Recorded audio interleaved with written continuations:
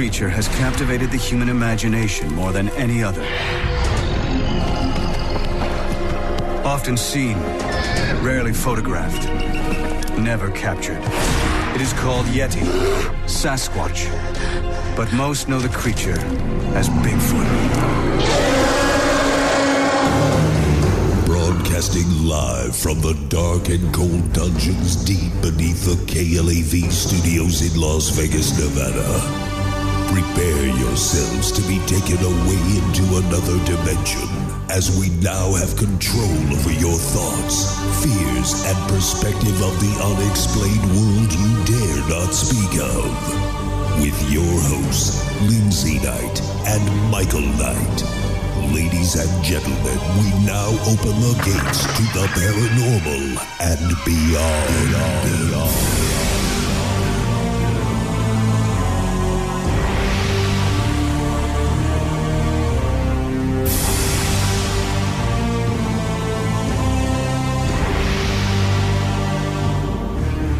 Broadcasting live from the KLAV studios in Las Vegas, Nevada, this is the Paranormal and Beyond.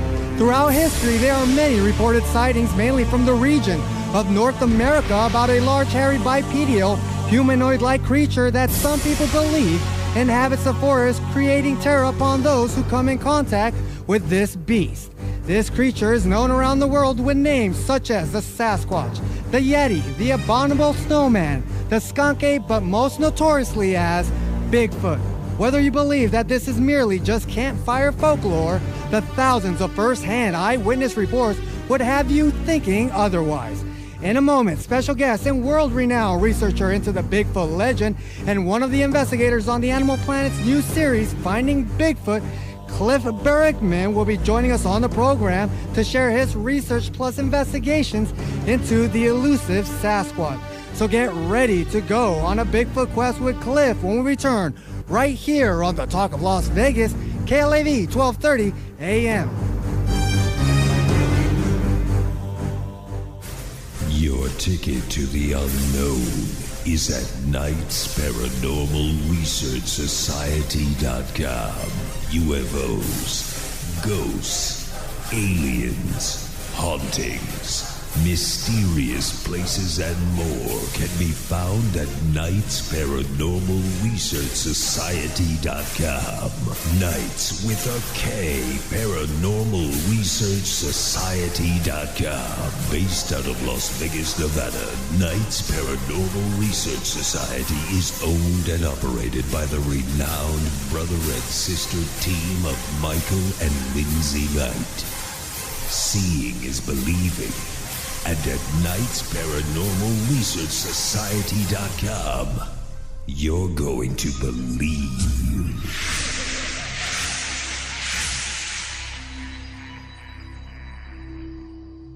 Join us every Monday, Wednesday, and Friday, 11 p.m. to midnight for the Paranormal and Beyond. Join host Michael Knight and Lindsay Knight as they investigate the unexplained and most controversial mysteries of the world. The Paranormal and Beyond, where the paranormal lives on and conspiracies exposed. The Paranormal and Beyond, Monday, Wednesday, and Friday, 11 p.m. to midnight. Brought to you by KnightsParanormalResearchSociety.com.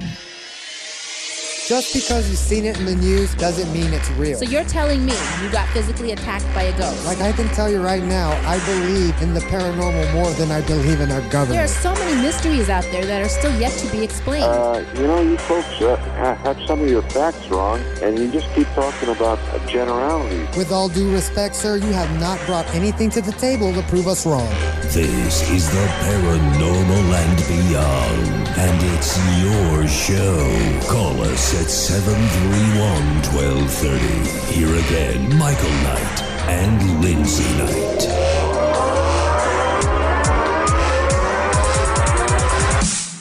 Welcome back to another brand new and crypto edition of the Paranormal Beyond. But first, be sure to check us out at Knights Paranormal Research Society.com, where you can link up to all the past shows by simply clicking on that archive link above. That's Knights Paranormal Research Society.com.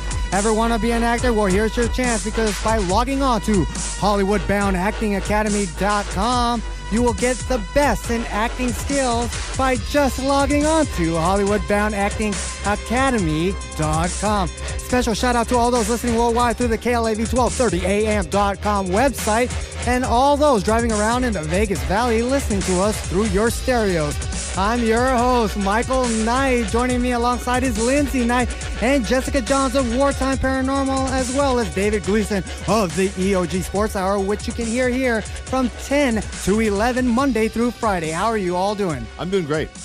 How are you, Jessica? Oh, I'm doing awesome. Was cooking and cleaning all day, getting ready for tomorrow. What is tomorrow? Well, tomorrow's my Thanksgiving. Not Thanksgiving. It's my Thanksgiving. See, you're the early bird, so you get the worm. Well, I got to work on Thursday. Where's Rimshot?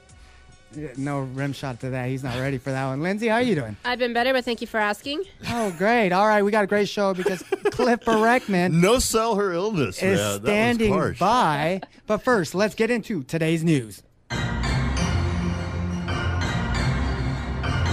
Topping the news for the paranormal and beyond this Monday, November 25th, bringing you up-to-the-minute news on all the strange and bizarre happenings around the globe. The LeBeau Plantation House in St. Bernard Parish, Louisiana, was long considered haunted. Now it's considered toast, having allegedly been burned to the ground and by stone ghost hunters. Authorities say a blaze that destroyed a historic Louisiana plantation was deliberately set by 7 ghost hunters who became frustrated at finding no ghosts inside the house. The LeBeau Plantation, once the largest plantation south of New Orleans, and one of the only 2 plantations on Arabi to make it to the 21st century, burned to the ground in the early Friday morning fire. The 7 men entered the vacant house through a hole in the surrounding fence, hoping to find some ghosts. After failing to find any ghosts, the men, who were allegedly drunk and high on pot, reportedly began building a bonfire at the instruction of ringleader Dustin Davenport. The landmark lit up and burned for hours. They were each charged with arson, simple burglary, and criminal damage over $50,000. Reporting the news for the paranormal and beyond, this is Lindsay Knight. Sad. I don't think you It makes qualify me as a so angry. ringleader with that motley group. I've seen the pictures, and ringleader implies some sort of intelligence, some sort of leadership. Well, you know, there was 7 of them from 17 years old to 31 years old, and the 31-year-old, the oldest of the bunch, is the one who decided, let's set this whole place ablaze. What's sad is, like I said, this is our future generation. Oh yeah, Bunch of pot smokers. When I was in high school, we referred to these type of people as stoners, and they would go to abandoned houses. Hey These man, guys should get stoned. Really, we'll throw I think rocks the at 'em. paranormal Right. thing may have been a cover story.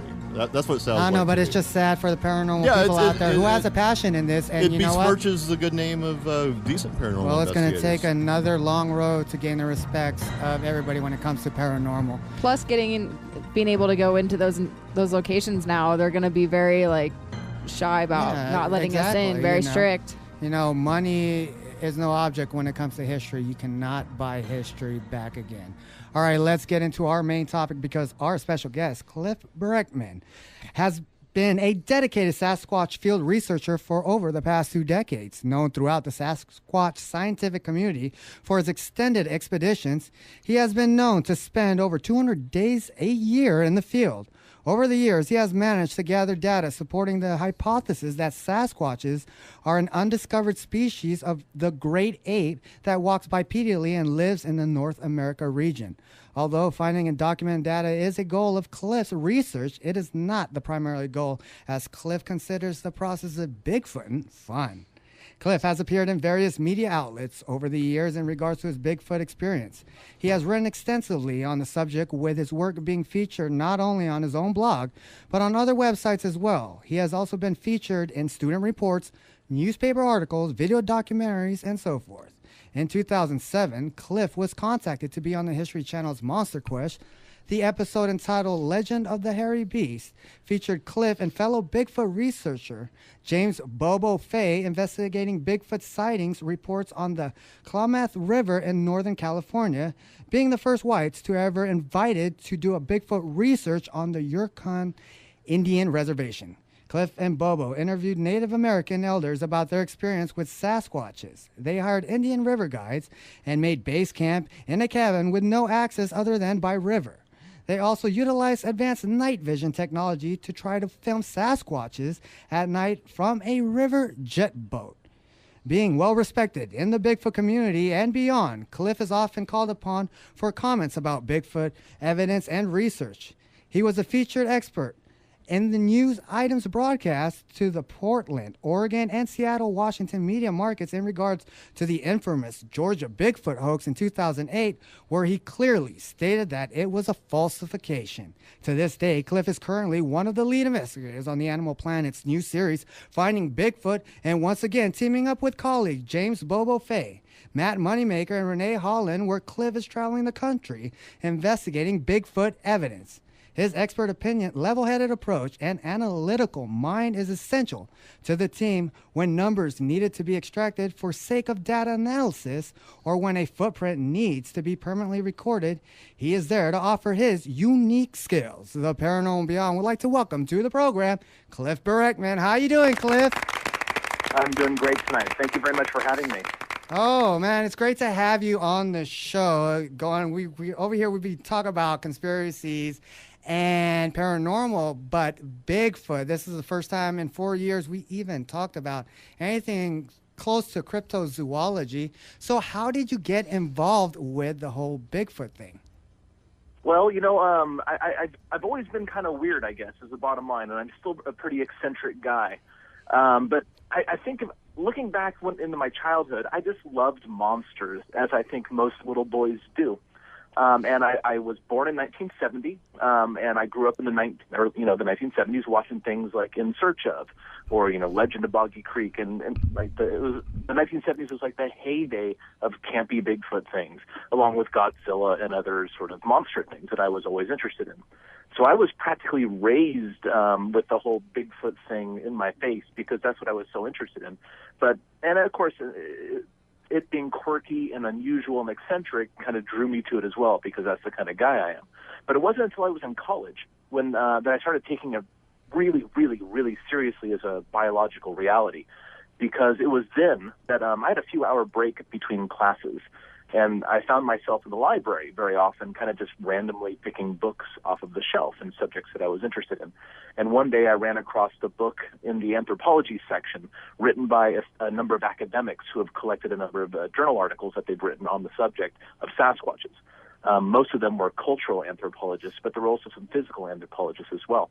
And their research and their scientifically reviewed papers is what really awakened me to the idea that maybe Bigfoots are more than just quirky myths in American culture. Maybe there's a biological reality behind it. So I started doing field research at that time, back in 1994, out in the field every single year since for as much time as I can possibly spare. And now I'm just hopelessly drowning in the subject. And let's give a shout out to my favorite campy Bigfoot, Andre the Giant as Bigfoot on the $6 Million Man. Absolutely, Nice. absolutely. I did two of those. The name of that was The $6 Million Man versus Bigfoot and the Aliens, if I remember right. Yeah, I think that was correct. I'm a pro wrestling geek, and that's I'm just here to add color commentary. Very good. Well, Andre the Giant is actually my favorite professional wrestler for that one reason alone. Well, yeah, that's good. There's other reasons, of course, but that would do it. Yeah, that's a very good reason to have him as your favorite. I'm sorry.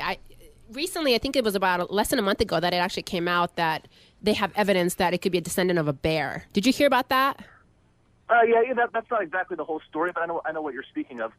Dr. Brian Sykes from Oxford University was featured on a BBC documentary, a series of 3, and the first one they went to Nepal and investigated a couple of purported Yeti pelts or whatever they have over there.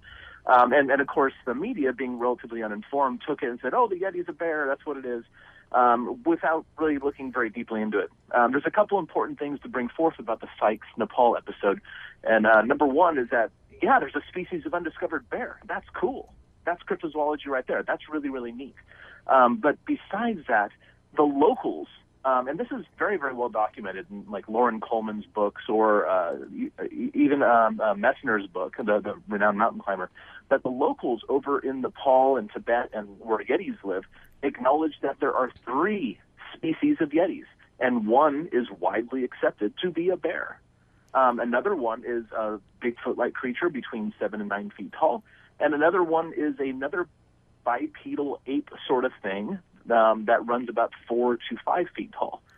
That there's a bear over there is no surprise to anybody who is well-versed in the literature. In fact, that's kind of what would be expected. And frankly, Brian Sykes only analyzed the mitochondrial DNA from 2 specimens that were both thought to be bear to begin with. So Now, it's no surprise. In Nepal or in Tibet, isn't it also commonly known that the local people there say that the Yeti is supposedly the guardians of Shangri-La? Well, wherever you go throughout the world, and these guys are there, like the Bigfoots are around, or whatever their version of Bigfoots is, there's generally some sort of folklore or mythology or storytelling involved in it.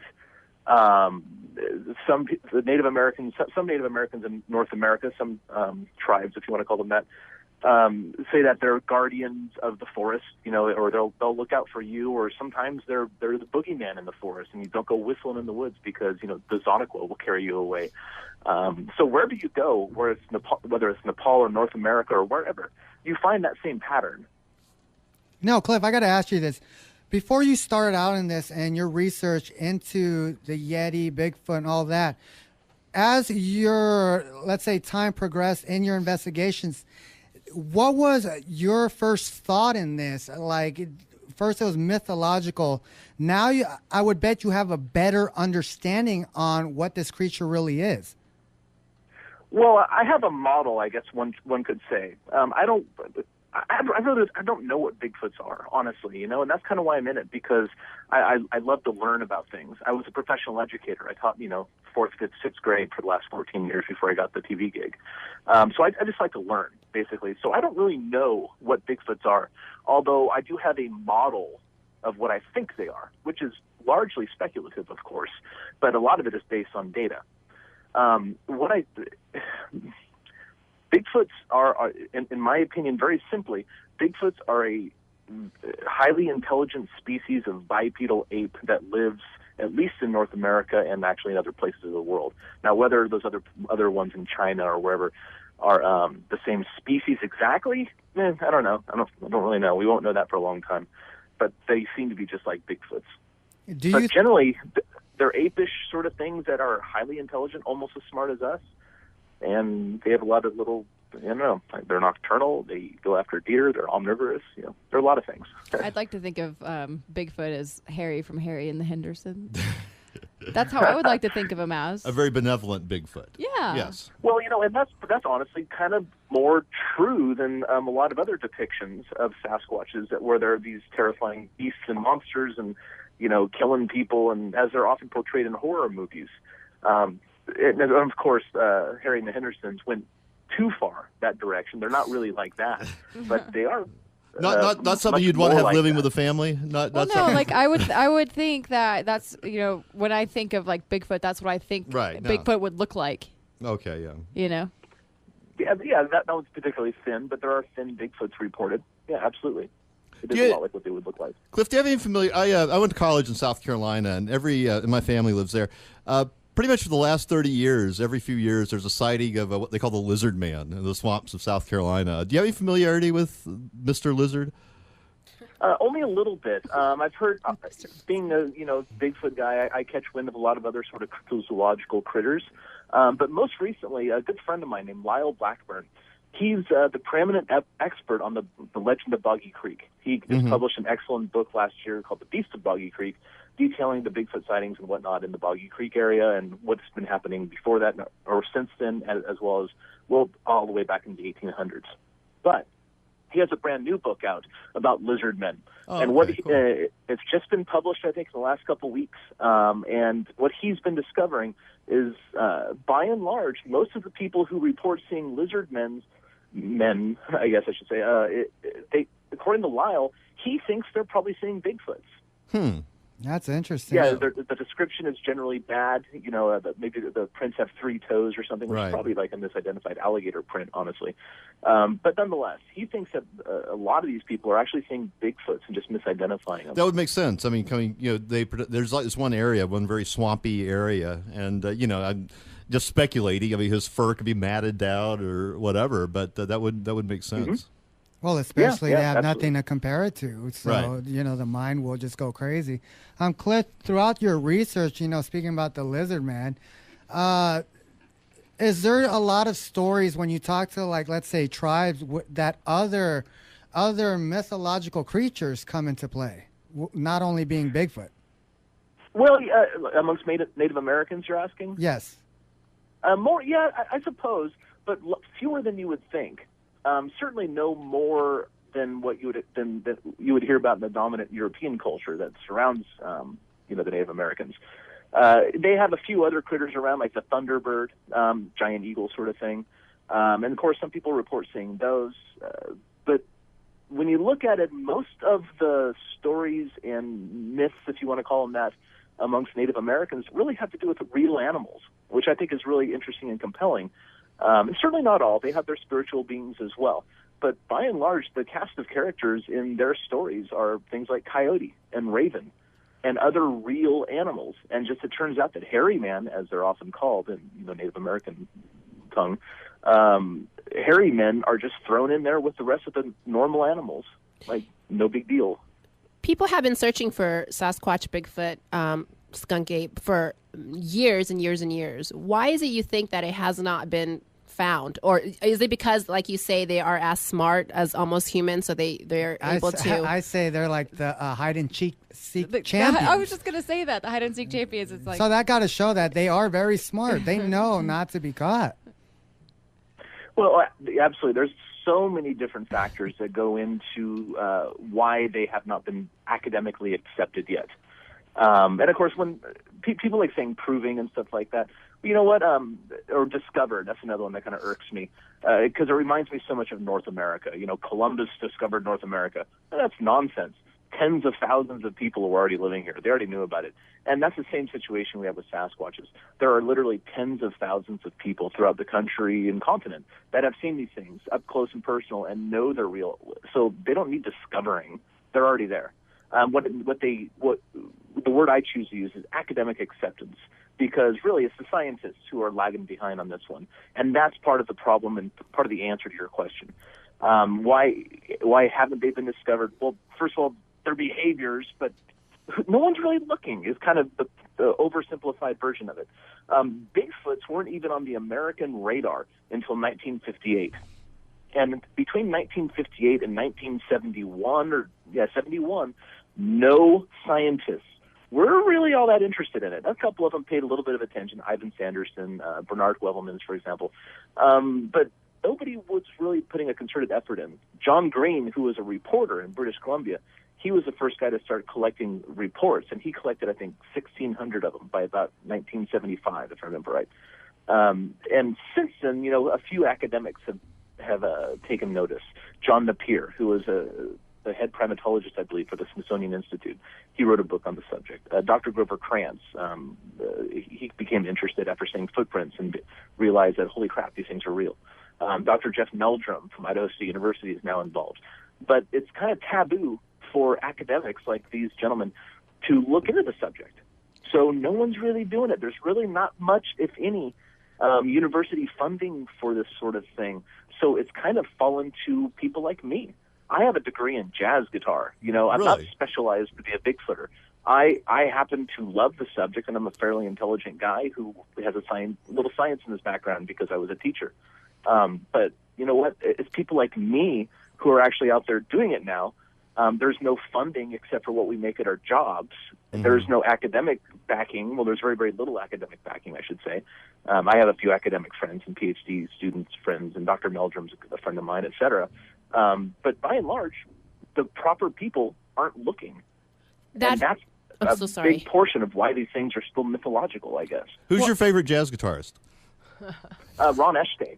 He lives in Southern California. Plays 7-string. He plays 7-string jazz guitar with a 6-string bassist. When they play, it sounds like there's 4 or 5 guys playing. It's awesome. Wow! Actually, we've got a local Bigfoot enthusiast named Kevin Stott who sent an email. He's a big fan of your show. He wanted to know, it's kind of a production-oriented question, why not set up camp on Finding Bigfoot for a week or more to increase the chances of sighting Bigfoot, especially the hot spot? Well, the real reason that's not done very often is because we have about like this current season that I'm in the middle of filming, I happen to be home on break. Today was my first day home on break, basically. I have about a week and a half off for the holiday here. The episodes that we are filming, and I think we have about 12 or 14 of them in this run, they're planned many, many, many months in advance for the most part. Right. And there's a lot of bouncing around. There's a couple spots that we want to look at. And it takes a tremendous amount of money to make one television episode. I don't know exactly how much because that's not really my thing, but it's somewhere between like $250,000 and $500,000 or something for each episode. So I hear, and I don't know anything at all. I have no knowledge. I'm guessing at that. But still, that's a ton of money. Right. And the production company's given that money by Animal Planet or whoever to make a show that Animal Planet likes. So the production company can be a little nervous to go try things that are new and stuff. And they want things planned meticulously to make sure that money is being spent well, months in advance. Now, having said that, I just got done filming an episode on the East Coast there where we did just what the guy is suggesting. Because that is a really more effective way to Bigfoot, in my opinion, staying put for about a week and a half or so. We just did film one where we had a base camp and we worked out of there. So this season that we're just now started a few weeks ago, we'll have a lot of new surprises and twists in it cool. To look forward to. Can we talk about the Georgia Bigfoot hoax? Because I'm actually from Georgia and I remember that. Okay, I remember being so excited that there was a Bigfoot sighting in Georgia, and I was like, yeah. And it was like a roller. Swear to God, it was like a roller coaster of emotion. Just so excited about it, and then finding out soon thereafter, it was just all a big hoax. It was just disappointment. What was when you first heard about it? Like, what was your initial reaction to it? Like when you first heard there was a Bigfoot sighting in Georgia before it was like discovered as a hoax. Oh, there are sightings in Georgia all the time. Georgia has a very healthy Bigfoot population, no question about it. In fact, if I remember right, Georgia has the third highest number of forested acres of any state. Right. Well, I mean, that wouldn't surprise Second me. only after Alaska and Oregon. Like North Georgia, Yeah, I'm sure. North Georgia is just lousy with forests. What site has the most Bigfoot sightings? I think it's Washington. Yeah, that would out make of the sense. 50 states. That would make sense. Yeah, I think it's Washington and California is next. But those two states, Washington has just a lot of Bigfoots in it. Right. But there's a lot of forested land there. And actually Western Washington in particular kind of has a lot of people. And that's why California, I think, is number 2 as well. Not because California is huge, has a lot of a variety of habitat and stuff, but there's just so many people there. Because to have a Bigfoot sighting report, you need a Bigfoot and a person. Yeah, that's true. That famous film or famous picture of the Patterson Gimlin that was taken way back that everybody knows for Sasquatch looking like. Has there been anything taken after that photo or that film since then? I mean, to like say, yes, there is a Bigfoot, or is that like the only major evidence? Oh, no, not at all. Not at all. There's photographs and films coming out, kind of a lot. Not all of them are real, of course. There's a lot of attention seekers and whatnot that have some sort of weird psychosis, I guess, that they want to fake Bigfoot evidence.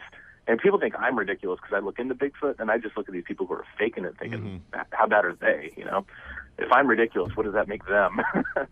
But anyway, there's a lot of interesting stuff. And in fact, there's one from Georgia, oddly enough, where a police officer was out with his dash cam, because a lot of those, the cop cars have dash cams in them now.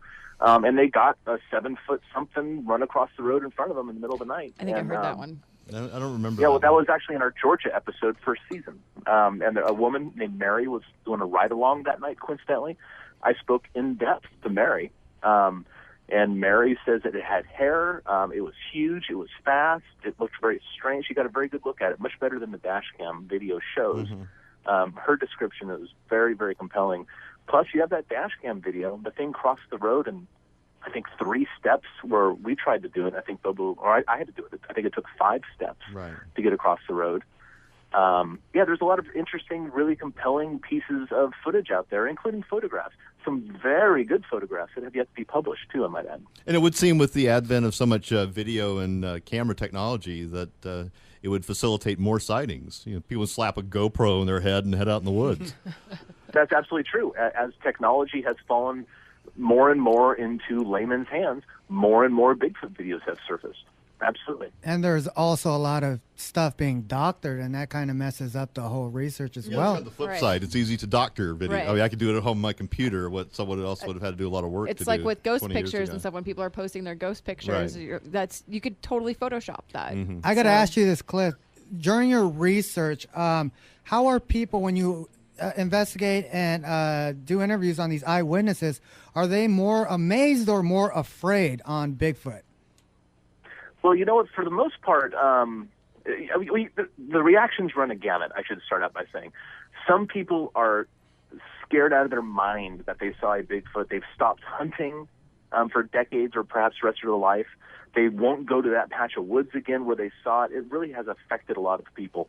I know a police officer that more or less lost his job because he saw one, and when his commanding officer said, "No, you didn't," he said, "Yes, I did," and stuck to his story, and that was the beginning of the end for him being a police officer. But other people feel that it was the most blessed event of their life, and they feel so lucky. But more than anything else, when I'm on the road listening to Bigfoot witnesses, it's almost like I'm a shrink. Like these people just needed to talk to somebody to get it off their chest. And once they're done telling someone like me who believes them their story, they just feel like a weight has been lifted off their head. And so it's like I'm a Bigfoot therapist or something like that. Cliff, we got a caller for you. Rex, welcome to the program. Hey, how's it going, guys? Going great. Hi, Rex. Hello. Hey, Cliff. I haven't ever actually officially met you, but I've seen you on television. I'm looking right back at you. So, yeah, I had a question. Of course, being on television, there's a lot of scrutiny from other enthusiasts into the paranormal or, Bigfoot hunters and whatnot. How do you deal with a lot of that scrutiny you might get from the other groups? The scrutiny doesn't bother me so much because I try to let my work stand for itself. I put out a lot of stuff. I do a lot of analyses, and I try to let my work speak for me. And of course, sometimes something I produce turns out to be incorrect, or I was wrong about something, which is fine. I don't mind being wrong, because without being wrong, you don't really learn anything. And I'm interested in learning about the subject. That's my goal. I'm not trying to prove these things are real. I'm just trying to learn. What I don't like are haters and trolls and stuff like that necessarily. Now, by and large, I have a Facebook and all that Twitter nonsense that, TV folks have. And by and large, I've kind of kept the negative folks away, which is really nice. I have a really nice core group of people that participate in discussions and whatever else. But I don't like those negative folks. I just kind of discourage them, and I either kill them with kindness or totally ignore it for the most part. And really, no matter what line of work you're in, you have to do that. You just get, you just have to get rid of all the negative people and trolls. It's just there's the waste of time. They astound me in a lot of ways. Like there's some people in the world that I just kind of don't like, and there's certainly people out there on the media that I think are morons. But I don't go out of my way to seek them out to let them know that. Yeah, and it's I think amazing. That's weird. It is weird. And I think that's really weird that people go out of their way to share the fact that, that they hate me, which is fine. We all have our days, but it's just kind of weird to me. It is. It's weird. Well, your haters are your biggest fans, so remember that. Always put it on the good line. Think outside the box. Thank you, Michael. It astounds me that if they hate the show so much, why do they watch it? Yeah, why are they so obsessed with it? Yeah. Jealous. I don't know. It's kind of funny, but whatever. It's bizarre. Rex, thank you for your call. Cliff, I got to ask you this. What is your most profound, since your investigation, evidence you have uncovered? The most profound thing that I've personally been involved with extensively is something called the London Trackway. London, Oregon is a small unincorporated town by Eugene, Oregon, down by Cottage Grove, actually. And I was called in on some footprints, a line of footprints, actually, a year or two, in February 2012. There were 122 footprints in the mud of this lake bed. And they were 14.5 inches long, and they're maybe Bigfoot or hoaxes, is the bottom line. I went down there, and I cast 72 of those footprints. Got some other friends on it the next day. They cast another 20-something. So the London footprints, whether they're real or not, and right now I'm inclined to think that they're real. So I could be wrong about that, but I'm still working with them. That's the most profound thing I've been involved in, just because 64 of those 72 that I cast were consecutive. and that's never been done before. There's never been any other Bigfoot event that has been so thoroughly documented, and I'm still dealing with it on an almost daily basis. Wow. I don't know.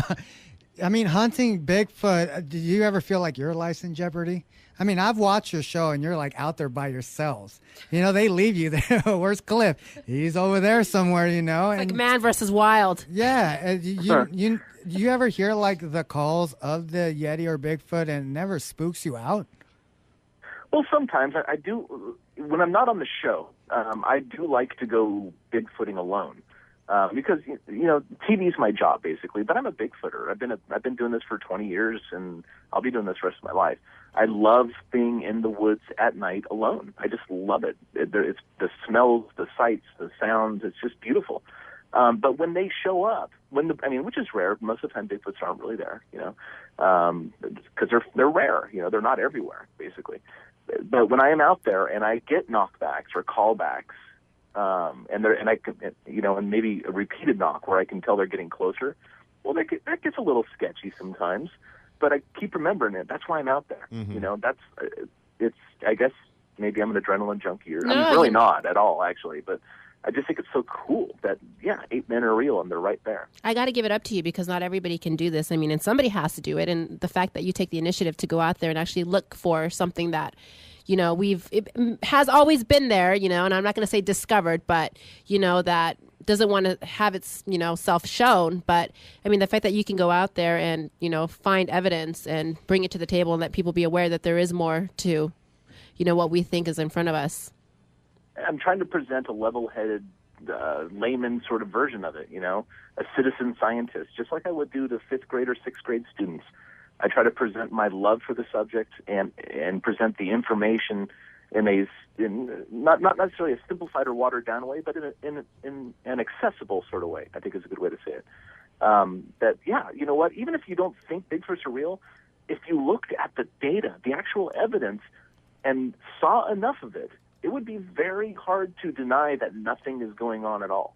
Even the most diehard skeptic would say, well, there's something going on. Maybe it's just a psychological phenomenon. Maybe all these people are hallucinating. Maybe all these people are lying. Maybe this or maybe that. But something's going on. And the simplest solution to that is that Bigfoots are a real species of undiscovered ape in North America. Absolutely. Have you heard any other, let's say, explanations on what Bigfoot can be? Well, everybody's got other explanations, I guess, because, again, I have my model based on my own experiences.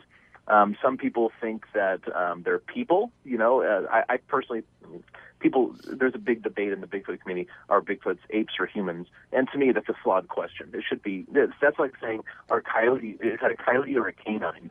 Well, it's the same thing, right? And apes are humans, and well, that's not true. Humans are apes, I should say.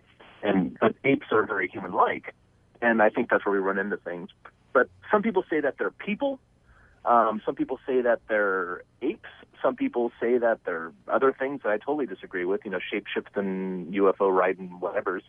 I don't think that's a reasonable explanation at this point because it breaks the pattern of everything else they do, in my opinion. But I don't bother so much with what other people think they are because I'm still trying to figure that out for myself. Absolutely, absolutely. The same thing with the paranormal. We don't understand it, but yet, we could try to get our grasp on it to explain it. But, it's kind of hard when we just can't capture, a Yeti in a box and be like, look, people. Like is what he's saying. It's not academically accepted. Exactly, and it's hard, but, like Lindsay said, I commend you going out there, especially alone. You must be packing a 12-gauge or something, because... No. I go unarmed, actually. Okay, now let's get into the whole Bigfoot. Are these underground humanoid-type beings who only come out to eat and actually have their own population thing going on underground? I don't think so. Some people think that they live in extended cave networks and lava tubes and all that sort of stuff, but I don't think that's necessarily the case at all. I think that they live their life much like a bear does, honestly. Imagine a cross between like the foraging habits of a bear, the stealth and perceptions, I guess, of a cat, like a mountain lion, with the intelligence of a person. I think that if you kind of mishmash all those together in certain amounts, like a recipe, I think that's real close to what Bigfoots are and do.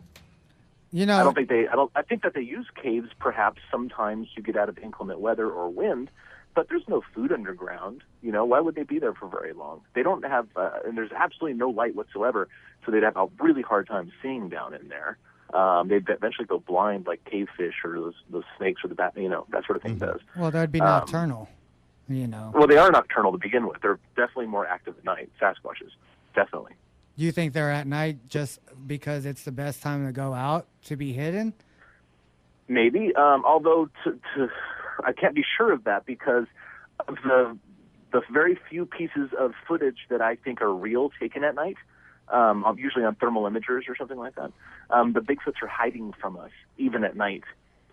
It's probably easier for them to hide, but I'm not so sure that the Bigfoots have figured out that we don't see well in the dark.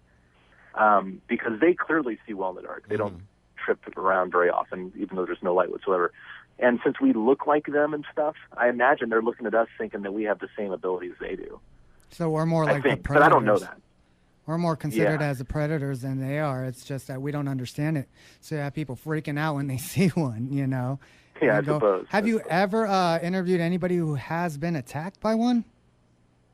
I've never spoken to somebody who's actually been physically hurt, although I've spoken to several people who thought they were going to be. They said, it attacked me. I said, well, did it touch you? No, but it attacked me. It ran at me and it broke trees. And I said, well, it didn't really attack you then, because guarantee you that if it attacked you, you wouldn't be standing here telling me about it. Probably scared it more than...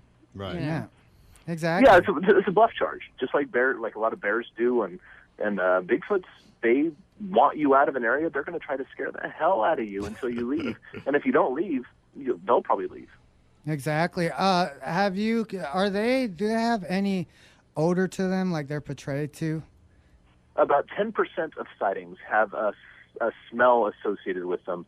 And to give you more context, well, the smell is not very good. I've smelled it twice out of my 20 years of research. Some of us think patchouli is not very good. No, it's not. No, it's not patchouli. It's more like dog crap parmesan. Oh, well, then. God, grody. Grody, there's a word I hadn't heard in a long time. Yeah, seriously. So, a lot of sightings, I don't know, correct me if I'm wrong, and say come out of North America, but you said previously that they are worldwide. But are they more indigenous to North America because of weather? Well, that's kind of like asking, are people more indigenous to North America? Well, that's not really the case. Now they are. Well, the Native Americans who live in North America are ancestrally related, genetically related to Asians. So they probably came over the land bridge. There's a fair amount of evidence for that. Natives believe they were here in North America forever, but genetically speaking, they're related to the Asians. So there's probably some sort of mass migration at one point, which also brought other large mammals over here, like during the ice ages, like Sasquatches. They very likely came over with the Native Americans because they were going after the same food sources, mostly the ungulate herds. Having said that, there's a population of animals in China called the Yeren, which, as far as I can tell, are exactly like Sasquatches. And in fact, next Sunday's episode of Finding Bigfoot, we're going to China to look for Yerens. Now, there's also large Bigfoot sort of critters found everywhere from Australia to Vietnam, some parts of Indonesia, China, Russia, all the way to Eastern Europe. And in fact, even in Western Europe, if you look back to the Renaissance era art, you'll find depictions of large, hairy men, basically totally covered in hair from head to toe. Maybe they had Bigfoots there at one point. Don't really know, but there might be some sort of historical record of it. As far as food source goes, have you found any carcasses that, who knows what could have eaten it, like a sheep or whatever you find in the woods. But, is there anything that you can possibly tell us maybe what they eat? Well, they've been seen eating a number of things. I have never run across foraging that I could positively identify as Sasquatch, because much of a Sasquatch's passing could easily be confused with bear. But eyewitnesses have reported seeing Sasquatches eating deer, fish, ducks, fern stalks, raiding apple and pear trees off of farms, carrying away vegetables from gardens.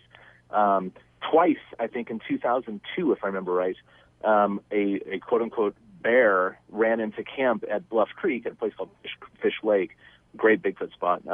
A bear ran into camp, picked up a cooler in its front paws, and ran away on two legs. It must have been a Coors. Yeah, exactly. In exactly. there. I thought that was a Yogi Bear cartoon. Right. Pretty much, yeah. Well, that bear clearly wasn't one, you know, Right. but I don't know what he was going after, so, you know. So, I mean, in your research, do you think that the abominable snowman, or is that what they call it, the Yeti, abominable snowman, same thing, or is it different from the Sasquatch? Well, I don't know, I guess is the honest answer there. But you know what? Keep in mind that America has black bears, you know, Ursa americana. Okay. Mm-hmm. But the Himalayas have a black bear too, but it's a different species. So we don't know how differentiated the Yetis would be from North American Bigfoots. Are they different enough that they present a different species, or do we have a worldwide distribution of the same thing? But you know, like sun bears in Asia are so much like black bears. They're just bears, right? So, but we don't know how different Yetis are from North American Bigfoot. I guess it also just depends. Like you have the polar bears who adapt to Yeah, that climate, makes so the sense. same thing, yeah, obviously. And they do Yeah. stand on their hind legs as well, so you know you can misdiagnose them for being a Bigfoot. That's fair. That's a lot more difficult, though, just because bears usually have, like when they're standing up, that's usually because they're alert, which means their ears are perked up pretty high. So their ears are very prominent. They have a long, prominent snout and no shoulders because they're quadrupeds. They're not made that way. Whereas Sasquatches have no visible ears, very, very flat faces, no neck whatsoever, and wide shoulders. So it's a lot more difficult, especially when they start walking, because bears, they could stagger around on two legs, but they don't really do so very often. There is an exception of a bear that I think lost its right or left front leg and learned to walk around bipedally. There's a couple in the wild, which is phenomenal. But even that bear doesn't locomote in the same way that Sasquatches do with their widely swinging arms and such. It's a lot harder to misdiagnose a bear if you see it clearly for a Sasquatch, or vice versa. You remember that, I know that I'm not sure where they aired this, but remember that where somebody had taken, I guess there was somewhere in Asia, somebody had the skull or the fingers of a... There's a hand. It was the hand. Was that a hoax or was that real that you know of? A little bit of both. The deal on that one in Pangboche, which we actually, I was just actually there just like a couple months ago actually and saw those things. Both the hand and the scalp were stolen by tourists in 1993, and they're gone now. Unfortunately, no one knows what happened to them. But Weta Workshops, who are the special effect guys that did the Lord of the Rings series, they actually made replicas for the monastery because it was a source of income for them. Mm-hmm. You know, trekkers and hikers would come by and give them $1 to see it or sort of thing, and a dollar goes a long ways in Nepal. But the hand was around for about 300 or 400 years, if I remember right. I have that written down in my notes somewhere. But it's 300 or 400 years old, and a piece of that hand was eventually genetically tested for DNA, and that hand ended up being human, which is a grisly thing. Now the scalp, the hair from that scalp was tested back in the 70s, I believe, 60s, 70s. Maybe even earlier, thinking about it, and it turned out to be from a goat. But what happened is that the monasteries, and you wouldn't expect this from Buddhist monks, but they're very, very not only protective but competitive with each other. And so there are a couple monasteries up there supposedly have Yeti relics of various sorts. So some of the other monasteries were making their own to compete and like bring in like hikers and stuff, which is a little shady, I thought, for Buddhism, you know. Wow. But so that's the story on those two relics. You've seen those relics? Mm-hmm. Okay. I have. I've seen the replicas. The originals, again, were stolen and now are lost. I mean, it is a human hand anyways in a goat's head, so... Yeah, a sort of cranium made from a goat skin is what it is. Cliff, do you find during these interviews people making up stuff as well?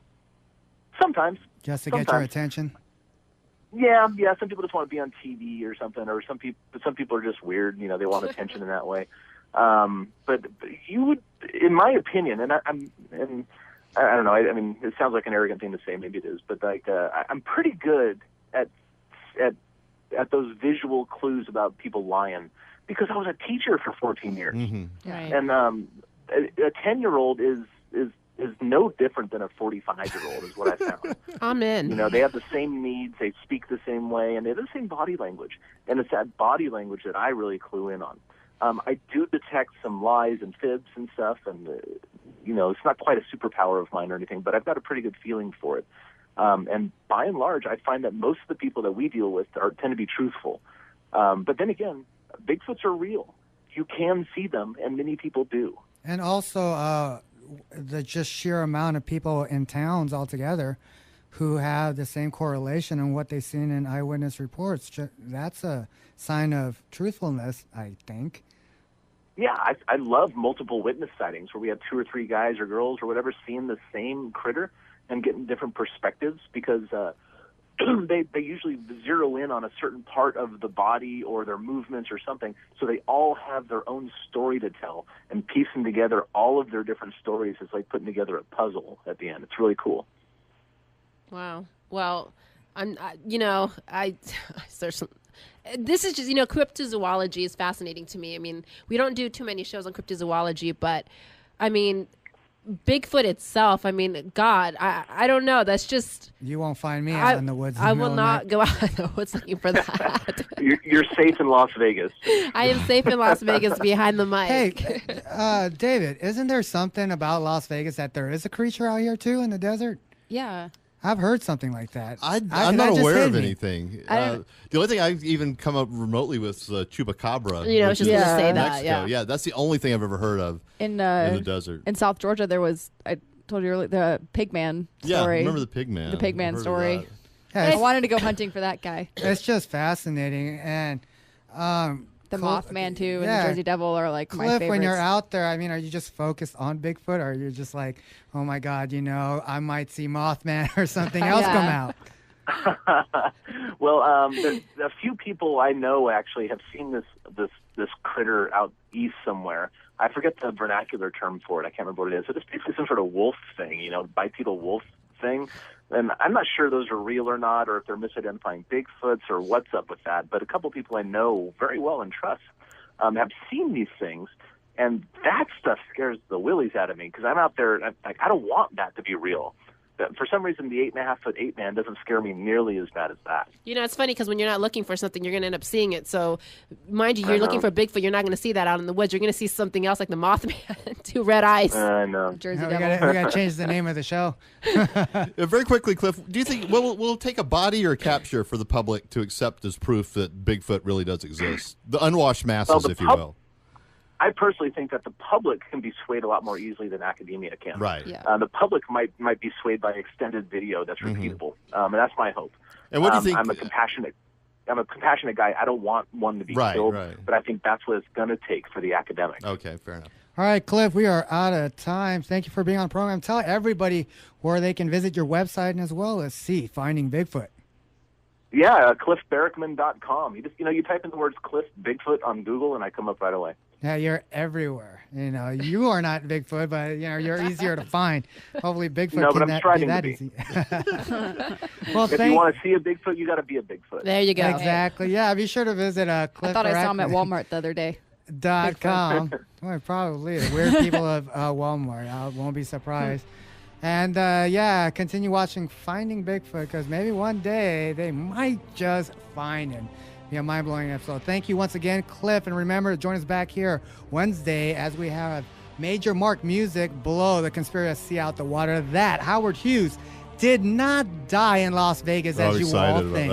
Join us back here Monday and tune in to EOG Sports Monday through Friday from 10 to 11. All right, everybody out there, stay safe. See you right back here Wednesday on the Paranormal Beyond. Good night, everybody.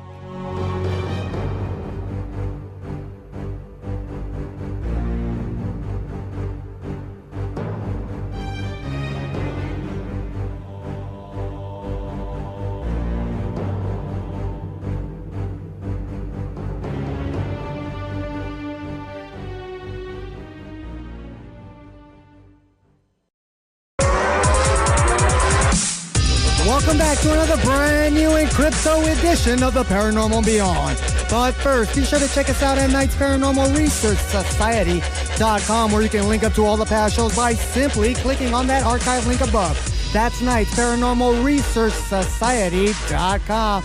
Ever want to be an actor? Well, here's your chance, because by logging on to HollywoodBoundActingAcademy.com, you will get the best in acting skills by just logging on to HollywoodBoundActingAcademy.com. Special shout out to all those listening worldwide through the KLAV1230am.com website, and all those driving around in the Vegas Valley listening to us through your stereos.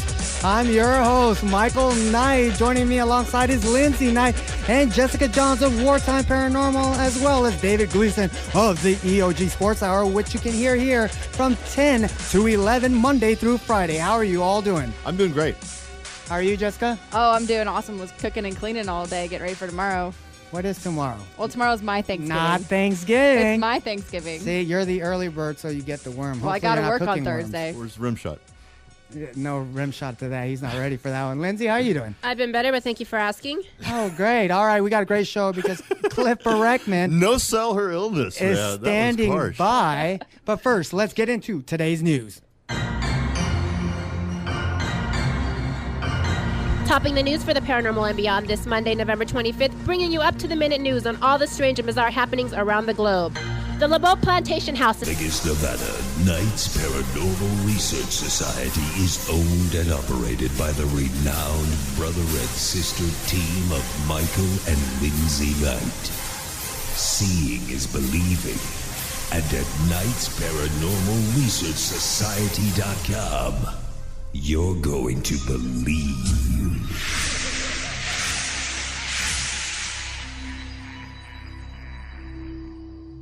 Join us every Monday, Wednesday, and Friday, 11 p.m. to midnight, for the Paranormal and Beyond. Join host Michael Knight and Lindsay Knight as they investigate the unexplained and most controversial mysteries of the world. The Paranormal and Beyond, where the paranormal lives on and conspiracies exposed. The Paranormal and Beyond, Monday, Wednesday, and Friday, 11 p.m. to midnight. Brought to you by Knight's Paranormal Research Society.com.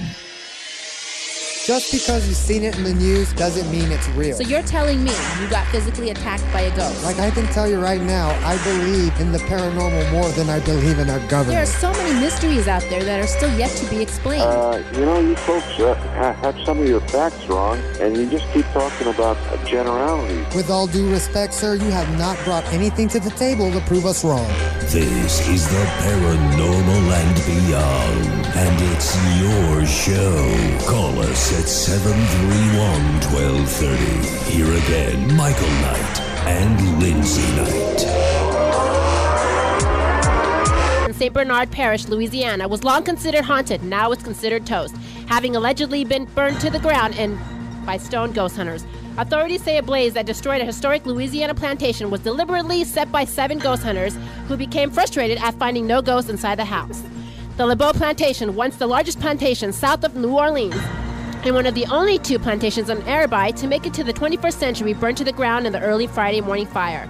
The 7 men entered the vacant house through a hole in the surrounding fence, hoping to find some ghosts. After failing to find any ghosts, the men, who were allegedly drunk and high on pot, reportedly began building a bonfire at the instruction of ringleader Dustin Davenport. The landmark lit up and burned for hours.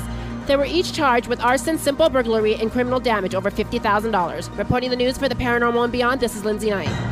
Sad. I don't think you qualify as a so ringleader with that motley group. I've seen the pictures, and ringleader implies some sort of intelligence, some sort of leadership. Well, there was 7 of them, from 17 years old to 31 years old, and the 31-year-old, the oldest of the bunch, is the one who decided, let's set this whole place ablaze. What's sad is, like I said, this is our future generation. Oh yeah, bunch of pot smokers. When I was in high school, we referred to these type of people as stoners.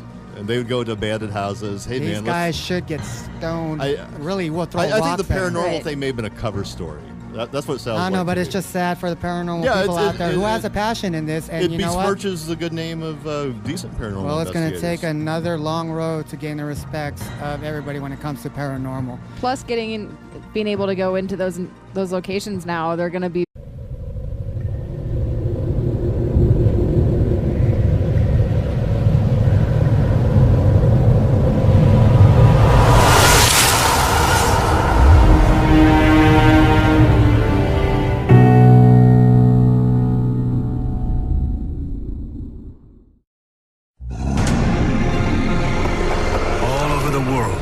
One creature has captivated the human imagination more than any other.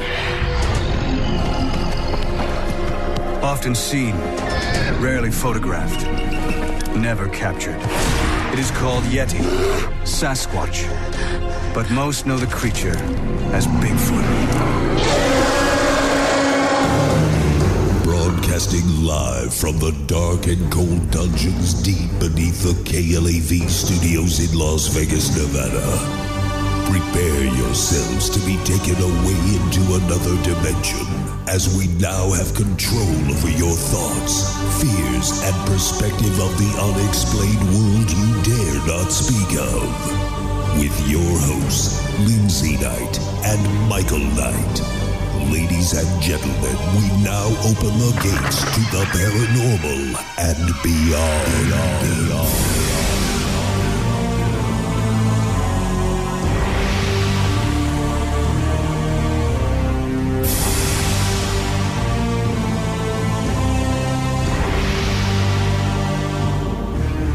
Broadcasting live from the KLAV studios in Las Vegas, Nevada, this is the Paranormal and Beyond.